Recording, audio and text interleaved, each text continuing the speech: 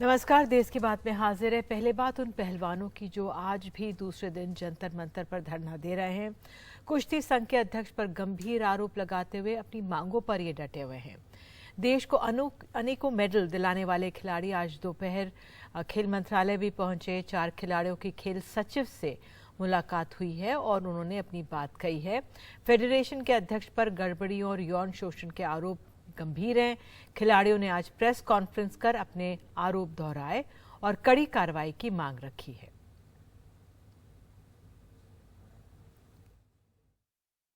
हम वेट कर रहे हैं कि कुछ संतुष्टपूर्ण जवाब आए हमारे पास में। कुछ आप लोगों में से ही बोल रहे थे कि अध्यक्ष जी बोल रहे हैं कि 22 को इस्तीफा देंगे। बात उनके इस्तीफे का नहीं हो रही है। इस्तीफा तो हम उनका लेके ही रहेंगे। अगर हमें और ज्यादा उकसाया गया तो हम उनको जेल में भी डलवाएंगे। हम चाहते हैं कि उनका इस्तीफा लीजिए और उन पे कार्रवाई की जाए। लड़कियों के साथ गलत हुआ है और मैं आंखों में आंखें डाल के आप अध्यक्ष जी को मेरे सामने लेके आइए। अगर वो 2 मिनट मेरे सामने बैठ जाएं तो मैं हिंदुस्तान की हर जनता को चैलेंज करती हूँ, उनको मेरे सामने 2 मिनट बिठा दीजिए और वो आंखों में आंखें डाल के बोल दीजिए कि हमने कुछ गलत नहीं किया है। अगर हमें मजबूर किया गया तो हम कल FIR भी दर्ज करवाएंगे, हम केस भी लड़ेंगे, लेकिन उसमें हिंदुस्तान के हजारों लड़कियों का, हजारों लड़कों का रेसलिंग का करियर खत्म होने की कगार पे हो जाएगा। और हमारे साथ है महावीर फोगाट, कुश्ती कोच हैं। महावीर जी, सरकार के साथ इन पहलवानों की मुलाकात हुई, सचिव से शायद मुलाकात हुई है, अपनी बात सामने रखी है। क्या हुआ? एक बबीता जो है, बबीता फोगाट तो गई भी है शायद मध्यस्थता के तौर पर बीच में, तो हुआ क्या वहां पर? देखिए, जो सरकार से जो हमारे जो साइंस के जो चीफ, जो साइंस सेंटर के जो चीफ हैं, जो बैठते हैं सर, उनसे बात हुई थी और इनको मैसेज आया था खेल मंत्री का भी 9 बजे इनकी फिर दोबारा मीटिंग है। तो मुझे आज उम्मीद है भी 9 बजे इनका फैसला जो है सरकार जो खेल मंत्री के साथ मीटिंग और उसके बाद में जो है फैसला सही होगा। ठीक है, तो आप कह रहे हैं एक और मुलाकात होगी। यौन शोषण के मामले गंभीर है, क्या ये पहले भी सुनाई दिया? आपने तो अपनी बेटियों को प्रोत्साहित किया था, उस समय क्या होता था? क्योंकि आपकी बेटियों ने मेडल जीते, तब क्या हालात थे?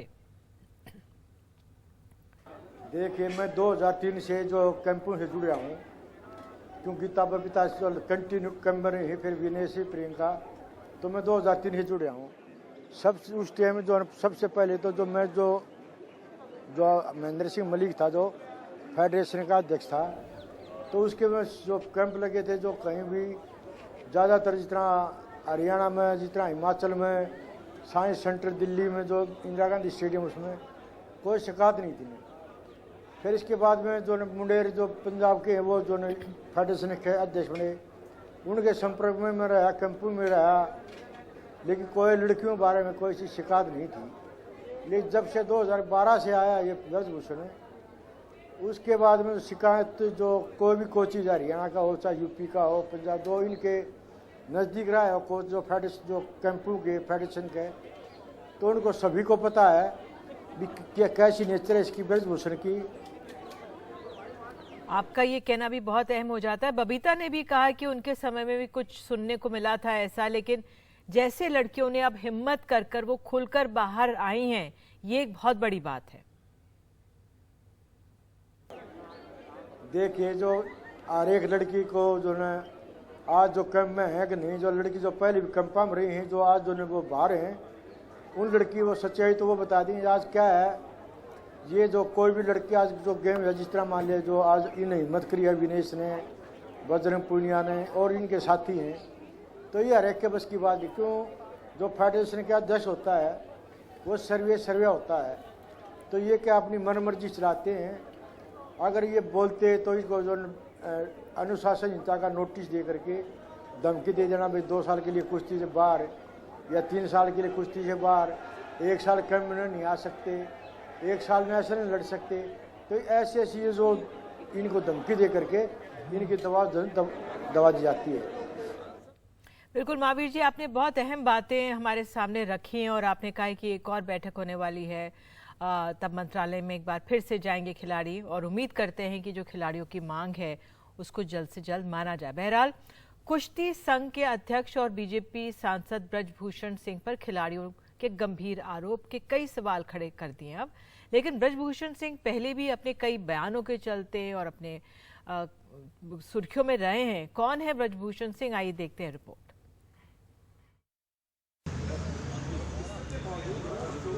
छह बार के सांसद रहे ब्रजभूषण सिंह के दिल्ली के घर पर सन्नाटा है और बाहर पुलिस फोर्स।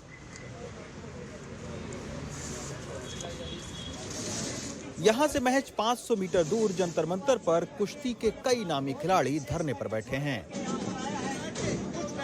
ब्रजभूषण सिंह बीते एक दशक से रेसलिंग फेडरेशन के अध्यक्ष हैं, लेकिन अब ब्रजभूषण सिंह पर तानाशाही रवैये समेत यौन शोषण तक के आरोप लगे हैं।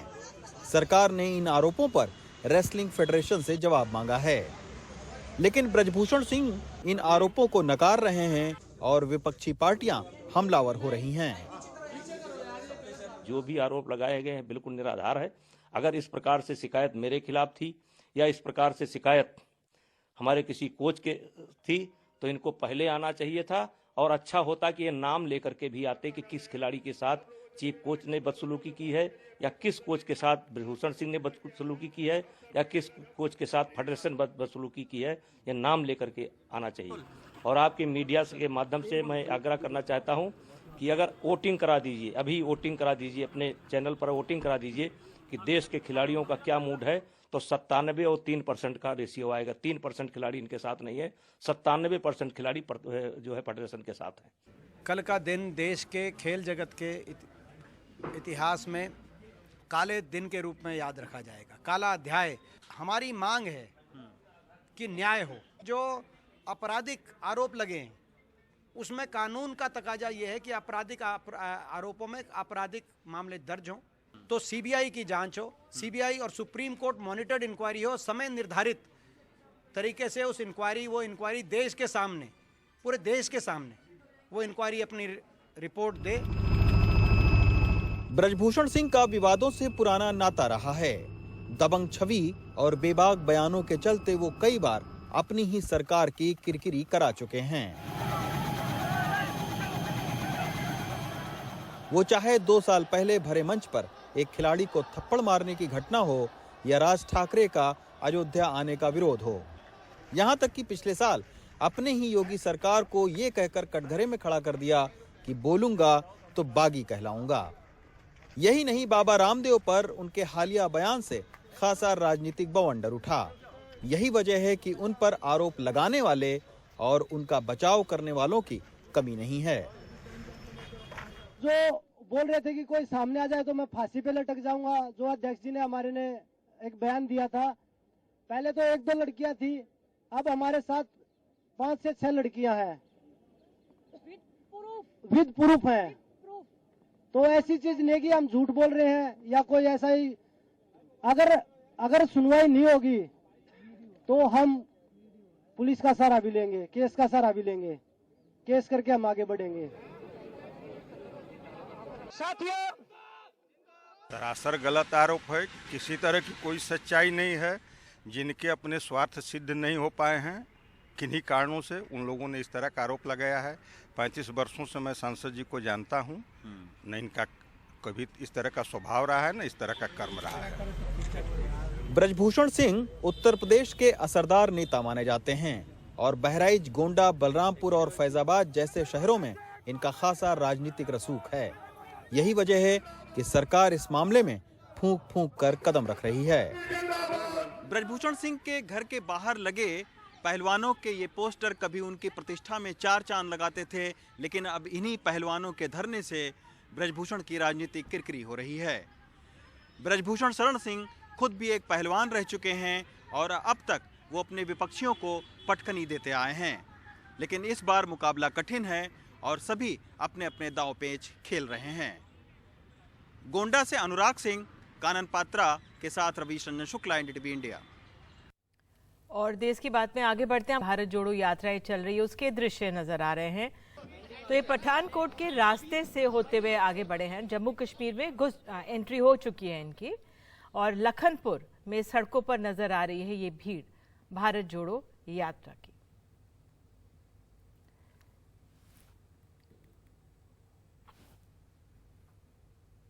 और अब दिल्ली से खबर आ रही है। दिल्ली महिला आयोग के अध्यक्ष स्वाति मालीवाल ने आरोप लगाया है ट्वीट कर कि बीती रात नशे में एक गाड़ी वाले ने उनके साथ बदसलूकी की।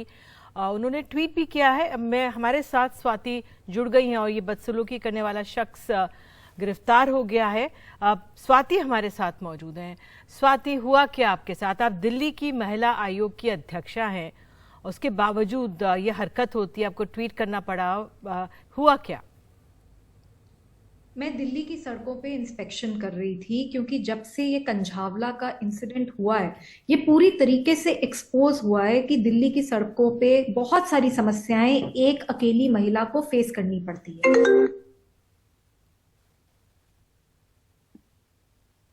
जी हेलो। जी आप बोलिए, आप हम सुन सकते हैं। जी, तो इसको इंस्पेक्ट करने के लिए मैं अकेली निकली थी, मेरे साथ एक पूरी टीम थी, लेकिन मैं अलग अलग दिल्ली के इलाकों पे अकेली खड़ी थी क्योंकि मैं ये देखना चाहती थी कि एक लड़की जब वो अकेली दिल्ली में रात में खड़ी होती है तो उसे क्या क्या समस्याएं फेस करनी पड़ती हैं। तो मैं अलग अलग इलाकों में गई और जब मैं एम्स के बस स्टॉप के ऑपोजिट खड़ी थी तो मैंने देखा कि बार बार गाड़ियां आके रुक रही हैं, अलग अलग गाड़ियां आके रुक रही हैं, ट्रक्स आके रुक रहे थे और एक गाड़ी ने तो हद कर दी। ये एक आदमी था जो नशे में पूरी तरीके से धुत था। इसने मुझे बोला कि मेरी गाड़ी में बैठो, मैं तुम्हें छोड़ दूंगा। तो मैंने मना करा कि नहीं, मेरे को आपकी जरूरत नहीं है, मेरे रिलेटिव्स आ रहे हैं और मैं चली जाऊंगी। रात में 3 बजे का ये समय था और फिर इसने काफी मुझे फोर्स करा कि आप बैठो, गाड़ी में बैठो, गाड़ी में छोड़ दूंगा, जहां जाना है मैं छोड़ दूंगा। मैं मना करती रही तो गुस्से में चला गया। उसके बाद दोबारा यू टर्न लेकर आया 10 मिनट के अंदर, फिर दोबारा ये मेरे को फोर्स करने लगा और गंदे गंदे इशारे करने लगा जब मैंने इसको मना करा। तो जैसे ही मैंने इसको रोकने की कोशिश करी, मेरा हाथ गाड़ी में इसने इमीडिएटली विंडो ऊपर कर दी और मेरा हाथ गाड़ी में फंस गया और उसे पता था, उसे दिख रहा था मेरा हाथ गाड़ी में अंदर है और एक्सेलरेटर पे उसने बहुत जोर से पैर रखा जिसकी वजह से वो गाड़ी तेजी से चल दी और मैं कई मीटर तक घसीटी गई। And really by the grace of God only मैं बची हूं, नहीं तो अगली अंजलि दिल्ली में मैं ही होती। तो बहुत ही ज्यादा बुरा हाल है। जी बिल्कुल स्वाति, आप हमारे साथ जुड़ी और आपने अपनी व्यथा सामने रखी और अच्छी बात यह है कि जिसने जो करा इस तरह से वो गिरफ्तार हो गया है। मेरे पास समय आज इतना ही है। आपने अपनी बात रखी है, इसके लिए बहुत बहुत धन्यवाद। अब सीधे हम मुंबई चल रहे हैं। मुंबई का सफर आसान होने जा रहा है। प्रधानमंत्री मोदी वहां पर पहुंच गए हैं और मुंबई की मेट्रो के 2 रूट की सौगात दिया। ये सुनते प्रधानमंत्री बोल रहे हैं। सिर्फ और सिर्फ गरीबी की चर्चा करना, दुनिया से मदद मांगना, जैसे तैसे गुजारा करने में ही बीत गया। ये भी आजाद भारत के इतिहास में पहली बार हो रहा है जब दुनिया को भी भारत के बड़े बड़े संकल्पों पर भरोसा है। इसलिए आजादी के अमृत काल में विकसित भारत के निर्माण की जितनी उत्सुकता भारतीयों को है, उतना ही आशावाद दुनिया में भी दिख रहा है। और अभी सिंधे जी दावोस का अपना अनुभव वर्णन कर रहे थे। ये सब जगह पे यही अनुभव आ रहा है। भारत को लेकर दुनिया में इतनी पॉजिटिविटी इसलिए है क्योंकि आज सबको लगता है कि भारत अपने सामर्थ्य का बहुत ही उत्तम तरीके से सदुपयोग कर रहा है। आज हर किसी को लग रहा है कि भारत वो कर रहा है जो तेज विकास के लिए, समृद्धि के लिए बहुत आवश्यक है। आज भारत अभूतपूर्व आत्मविश्वास से भरा हुआ है। छत्रपति शिवाजी महाराज की प्रेरणा से स्वराज और सुराज की भावना आज के हिंदुस्तान में डबल इंजन सरकार में प्रबल रूप से प्रकट होती है। भाई और बहनों, हमने वो समय देखा है जब गरीब के कल्याण के पैसे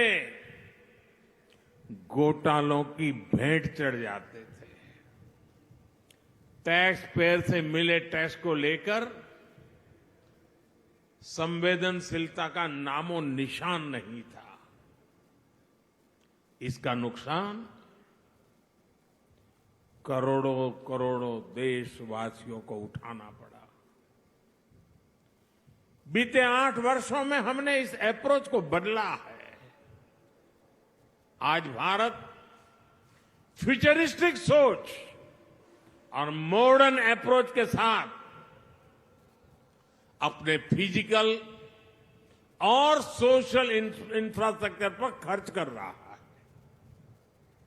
आज देश में एक तरफ घर, टॉयलेट, बिजली, पानी, कुकिंग गैस, मुफ्त इलाज, medical college, AIIMS, IIT, IIM जैसी सुविधाओं का तेज गति से निर्माण हो रहा है। वहीं दूसरी तरफ आधुनिक कनेक्टिविटी पर भी उतना ही जोर है।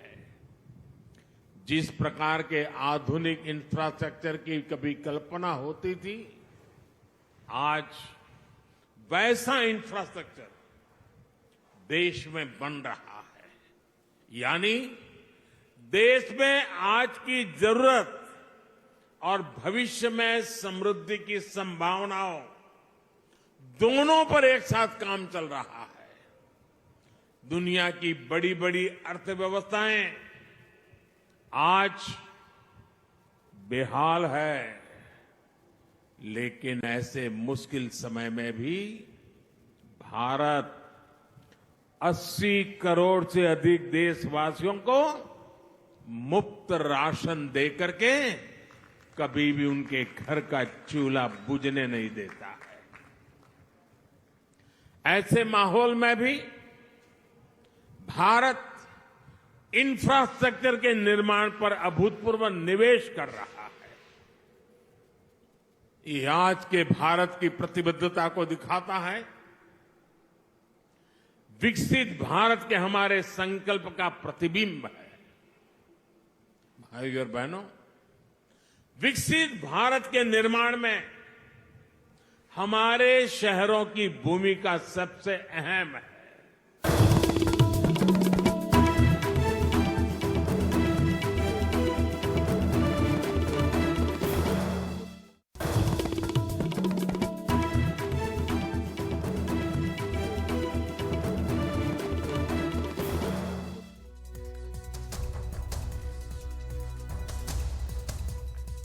देश की बात में अब बात करते हैं स्कूली शिक्षा की। एसर यानी एनुअल सर्वे ऑफ एजुकेशन की ताज़ा रिपोर्ट बताती है कि प्राथमिक शिक्षा का हाल देश में और बुरा हुआ है। बच्चों में पढ़ने की क्षमता कोविड पूर्व के दौर से नीचे गिर चुकी है। तीसरी से 5वीं तक के बच्चों पर सबसे बुरा असर पड़ा है। गणित के गुणा भाग में बच्चों को पहाड़ा याद करने में मुश्किल हो रही है। एलजेब्रा और ज्योमेट्री में भी उनको मुश्किल हो रही है। राजस्थान में दूसरी कक्षा की किताबें पढ़ सकने वाले बच्चों की प्रतिशत 20.4 से घटकर करीब 14% से ज़्यादा ही रह गई है। 5वीं कक्षा के बच्चों में ये गिरावट 49% से घटकर 38% रह गई है। हमारी सहयोगी हर्षा कुमारी सिंह ने राजस्थान में शिक्षा की इस हालत का जायजा लिया। कोविड के बाद स्कूलों में लौटे बच्चे परेशान हैं। वो पुरानी पढ़ाई जैसे भूल गए हैं। 2 साल जो ऑनलाइन पढ़ाई चली, उसके लिए कई बच्चों के पास मोबाइल फोन नहीं था, तो कोविड के दौरान गरीब बच्चों की पढ़ाई पर ज्यादा मार पड़ी। कोविड की वजह से मेरी पढ़ाई पे बहुत गंदा असर पड़ा। हमारे घर में एक ही फ़ोन था, हम 3 बहन भाई थे और एक बड़ा वाला था जिसकी ज़्यादा पढ़ाई होती थी, इस वजह से हमारी पढ़ाई छूट गई। तीसरी से 5वीं तक के बच्चों पर सबसे ज़्यादा असर पड़ा है। ये पहली और दूसरी में थे जब कोविड की वजह से घर बैठना पड़ा। स्कूल खुला तो सीधे 2 क्लास आगे पहुंच गए, लेकिन स्तर इनका पहली दूसरी क्लास का ही रह गया।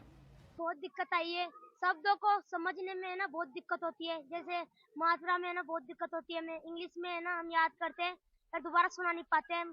थोड़ा मिसिंग हो जाता है मैम, कुछ ना कुछ मिसिंग हो जाती है। हिंदी में क्या दिक्कत आती है? हिंदी में मात्रा रे इनकी दिक्कत आती है। मैं इंग्लिश पढ़ना भूल गई बिल्कुल ही। पहले बोल सकते थे इंग्लिश कुछ? पहले थोड़ा आता था मुझे, पर अभी बिल्कुल नहीं आता। अभी बिल्कुल नहीं आता है? ABCD याद है? ABCD याद है, लेकिन पढ़ नहीं सक रहे हो। हाँ।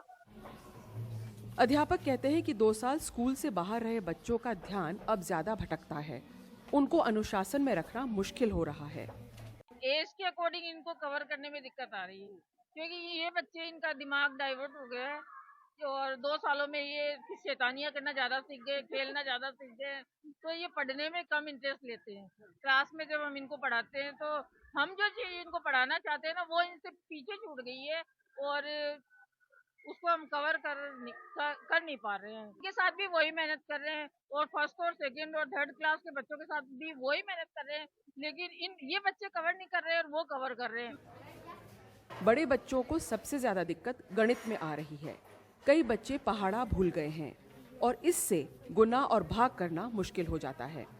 मैम गुणा भाग मतलब पहाड़े आने चाहिए उसके लिए परफेक्ट तरीके से। पहाड़े तो आते नहीं, भूल गए क्योंकि 2 साल में कुछ पढ़ाई नहीं की ना। माँ बाप ने कभी फोन दिया कि बोलते कि तुम छोटे नहीं हो, वो छोटे हो भी, फोन क्या करोगे, इसलिए किताब से तो पढ़ नहीं सकते अकेले, इतना बड़ा आता है। उसमें दिक्कत आई बस। गुणा मतलब गणित में दिक्कत आती है और सब में तो सही आता है बस। अध्यापक कहते हैं कि ASER की रिपोर्ट के अनुसार सरकार को भी कदम उठाने चाहिए।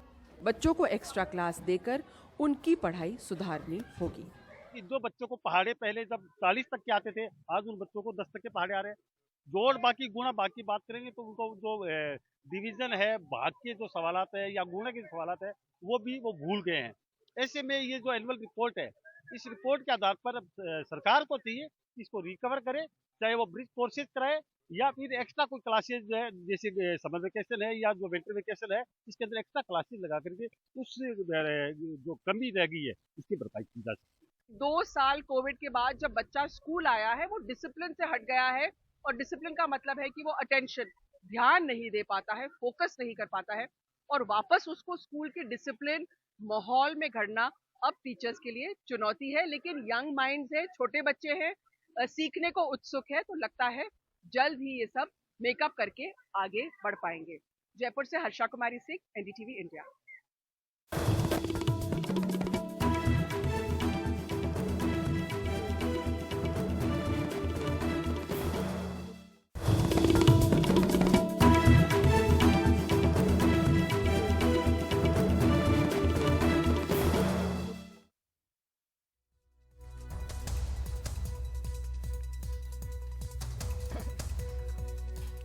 देश की बात में अब बात कर्नाटक से। लिंगायतों का एक बड़ा धड़ा बीजेपी से नाराज है और बगावत का परचम जनार्दन रेड्डी ने भी लहराया है। ऐसे में बीजेपी कर्नाटक में डैमेज कंट्रोल के लिए SC/ST वोट बैंक को मजबूत करने में जुटी है। प्रधानमंत्री ने ST कम्युनिटी के बंजारों को उन जमीनों का मालिकाना हक से जुड़े कागजात दिए जहां वो लंबे अरसे से रहते आ रहे हैं। इससे पहले राज्य सरकार ने SC/ST कम्युनिटी का आरक्षण बढ़ाने का फैसला किया था। ये बंजारे हैं, इनको कर्नाटक में अलग अलग नामों से भी जाना जाता है, जैसे लंबानी और हट्टी। आज ये बहुत खुश है क्योंकि जहां ये दशकों से रह रहे थे उस जगह का मालिकाना हक प्रधानमंत्री नरेंद्र मोदी ने इन्हें दे दिया। 50,000 के आसपास बंजारा परिवारों को इसका लाभ मिलेगा। हमारी सरकार ने आपके जीवन की बहुत बड़ी चिंता दूर करने का काम किया। 1 लाख से ज्यादा मूल निवासी परिवारों को भूमि के स्वामित्व का अधिकार मिलने से आपके जीवन की एक बहुत बड़ी चिंता अब दूर हो गई। सेवालाल की, सेवालाल महाराज की, सेवालाल महाराज। बंजारों यानी अनुसूचित जनजाति को हक्कू पत्र यानी टाइटल डीड देने से बीजेपी भी खुश है, क्योंकि राज्य में अनुसूचित जनजाति की आबादी 6.95% है। हाल ही में सरकार ने इनका आरक्षण 3% से बढ़ाकर 7% कर दिया है और अनुसूचित जाति का 15% से बढ़ाकर 17%। अनुसूचित जाति कुल आबादी का 17.15% है, यानी SC/ST आबादी 24% के आसपास है। राज्य की कुल आबादी का लगभग 1/4।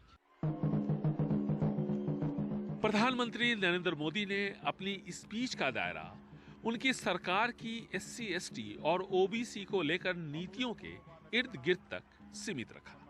SC/ST वोट बैंक पर बीजेपी डोरे डाल रही है। इसकी वजह बीजेपी के लिंगायत विधायक बसवन गौर पाटिल यत्नाल और पंचमसाली संत जय मृत्युंजय स्वामी की गिरफ्तारी की इस तस्वीर से समझी जा सकती है। ये लोग मुख्यमंत्री बसवराज बोम्मई के घर के बाहर लिंगायतों को 15% रिजर्वेशन की मांग को लेकर धरना देने जा रहे थे। अब बेंगलुरु में धरने पर बैठ गए हैं। येडियुरप्पा के बारे में हम समाज बहुत गौरव किया था। वो हमारे समाज को झूठ बोलते, ये हमारा डिमांड को फुलफिल नहीं किए थे, इसलिए हमारा समाज को निर्लक्ष्य किया था। बाद में बसवराज बोम्मई 6 बार हमको प्रॉमिस किया था, उसका मदर का नाम से प्रॉमिस किया था, वो भी झूठ गए थे। इसलिए बसवराज बोम्मई और येडियुरप्पा के बारे में हमारा समाज लोग संपूर्ण नाराज हो गए। इसलिए आगे बढ़े दिन में पार्टी को और सरकार को बहुत इम्पैक्ट हो गया था। हाल ही में बीजेपी अध्यक्ष JP नड्डा कर्नाटक दौरे पर आए तो वो अनुसूचित जाति और लिंगायतों के 2 मठ गए थे। कर्नाटक में विधानसभा चुनाव नजदीक है। लिंगायतों का एक धड़ा बीजेपी से नाराज है। बेल्लारी के जनार्दन रेड्डी ने बगावत का परचम लहरा दिया है। ऐसे में बीजेपी SC/ST वोट बैंक पर अपनी पकड़ मजबूत कर संभावित नुकसान की भरपाई की कोशिश कर रही है। बेंगलुरु से कैमरामैन कुमार के साथ निहाल किदवई, NDTV इंडिया। और आगे बात करेंगे मध्य प्रदेश के श्योपुर की। वहां पर किसको छुड़ाने के लिए पैसा जमा कर रहे हैं गांव के लोग।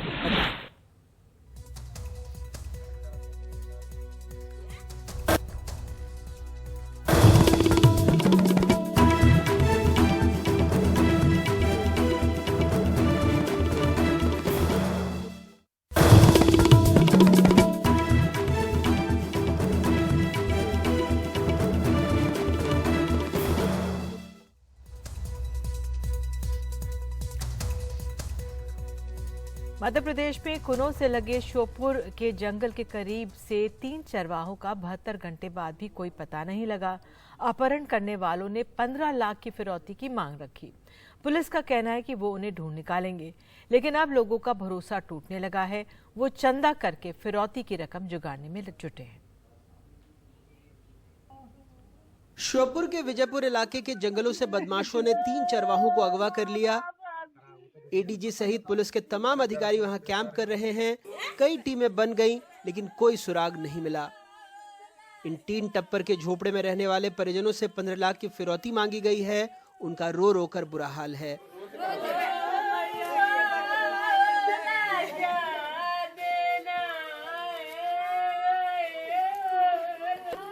अब रहते साथ बकरी चराते, अपने टाइम पास करे, गरीब आदमी मजदूरी कर रहे, तो 7 ने पकड़ के ले गए, 4 लोगों को छोड़ दिए।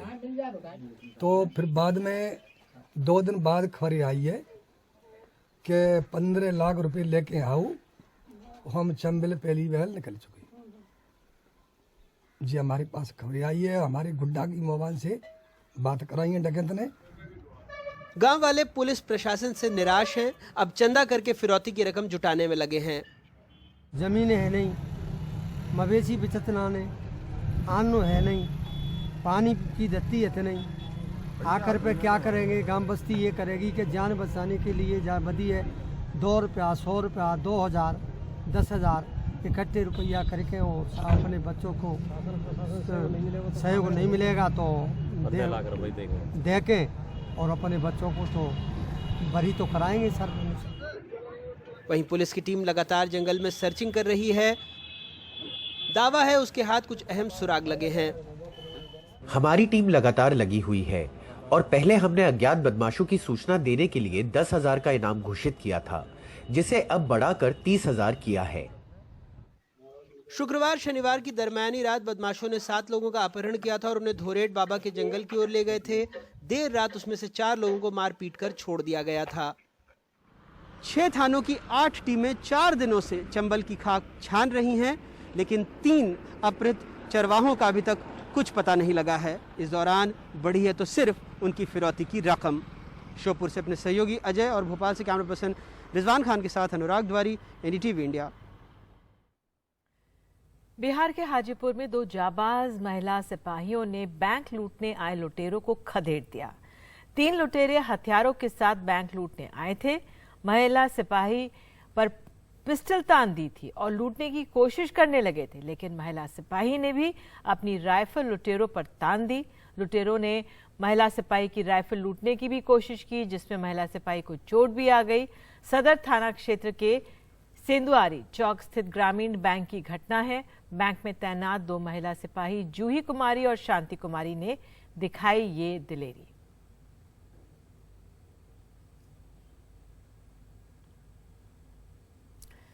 देश में एक व्यक्ति आज पॉन्ड मैन के नाम से मशहूर हो रहे हैं। इन्होंने 6 राज्यों में करीब 80 तालाबों को पुनर्स्थापित किया है। आइए देखते हैं ये कौन है।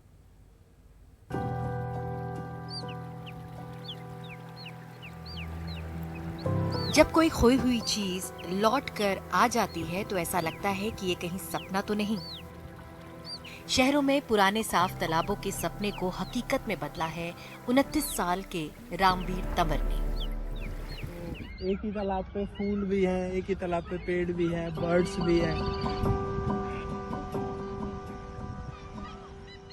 लोगों के घर भी है, पेड़ भी है, तो सारी चीजें करीबन इसमें 20 तरह की बर्ड्स अभी आपको देख सकते हैं। हाँ। तो ये गाजियाबाद का ऐसा पहला इनिशिएटिव है कि एक लैंडफिल जैसी साइट को पूरा अच्छे से पॉन्ड में कन्वर्ट करके जहाँ पे माइग्रेटरी बर्ड्स भी आने लगी हो। रामवीर को इस तालाब को रिस्टोर करने में करीब 1 साल लग गया। उन्होंने गांव वालों की भागीदारी के साथ एक ऐसा मॉडल बनाया है कि सब लोग तालाब का रखरखाव करते हैं। आप इसमें देखेंगे कि इस तालाब के चारों तरफ सब्जियां उगाई हुई है, इसमें फिश फार्मिंग होती है। तो सब्जी उगाने से, फिश फार्मिंग करने से लोगों को जो इनकम जनरेट होती है या फिर जो उनके लिए रिसोर्सेज यहाँ पे निकलते हैं, उसी से तालाब का रखरखाव किया जाता है, उसी से तालाब को मेंटेन किया जाता है। तो यही एक सेल्फ सस्टेनेबिलिटी है। रामवीर ने एक और सिस्टम बनाया जिससे गांव का गंदा पानी ट्रीट होकर तालाब में जाए। 3 हिस्सों में बांटकर टैंक बनाया ताकि 2 में गंदगी रुक जाए और तीसरे में एक पौधा लगाया जिसका नाम केना इंडिका है। ये पौधा पानी की गंदगी को खींच लेता है। ये बात सही है जब लोग कहते हैं कि बूंद बूंद से सागर बनता है। ये बात हम सबने सुनी है कितनी बार सरकारों से और अलग अलग दावों के जरिए कि तालाबों को और नदियों को उनकी पुरानी हालत में वापस लाया जाएगा। लाखों करोड़ों रुपए इसके लिए खर्च हुए हैं, लेकिन आज आप सबने देखा किस तरह एक आदमी 29 साल के रामवीर तंवर ने इसको कर दिखाया है। यहाँ गाजियाबाद के एक इतने बड़े तालाब को उन्होंने वापस उसी हालत में लाया है जैसा वो अपने बचपन में देखते थे, जैसा यहाँ के गांव के लोगों ने इसे देखा था। गांव के लोगों को वापस उनकी जीविका दी है और इससे बेहतर क्या हो सकता है। मैं हूँ शुभांगी डेढ़गवे, एनडीटीवी इंडिया के लिए। और इसी खबर के साथ आज देश की बात में इतना ही। नमस्कार।